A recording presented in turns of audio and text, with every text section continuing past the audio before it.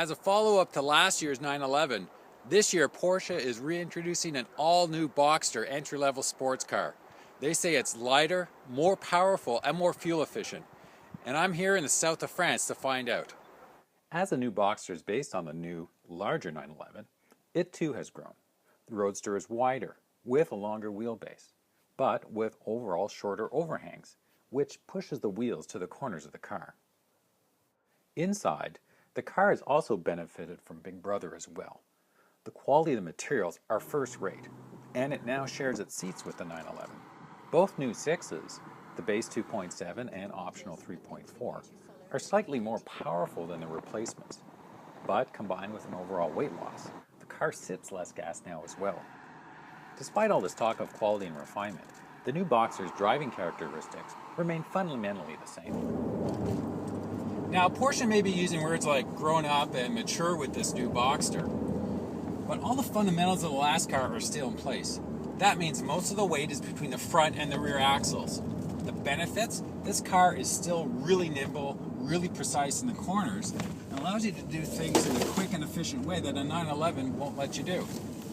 That said, keen drivers will want this, the top-line Boxster S. Properly equipped, it's as quick in a straight line as the almost twice as expensive 911 Cabriolet. And it's so composed, so easy to drive on these tight and twisty French Alp roads. Back to back, I'd pick this car over the 911 just for sheer driving fun. And we haven't even gotten to the new Boxster hardtop, the Cayman, due next year.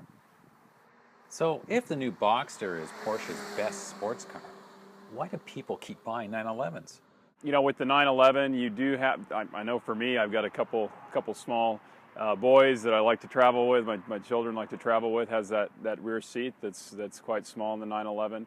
And that has tended to keep me out of a Boxster, but I think when you get to sort of the empty nester phase, that's when the Boxster gets even more attractive. Or if you're kind of let's say a young couple or a young single, you don't need the rear seat, then the Boxster makes a lot of sense. So it comes down to practicality then. If you need 4 seats, there's the 911. But if you want the purest driving Porsche sports car, the new Boxster has to be it. Criticized in the past for not being a real Porsche, you can't really say that about the all-new 2013 Boxster. It feels much more solid, much more grounded than the last car. In fact, it drives very close to the last generation 911. Something to consider when you're looking at your next Porsche. For the Toronto Star and Wheels.ca, I'm John LeBlanc.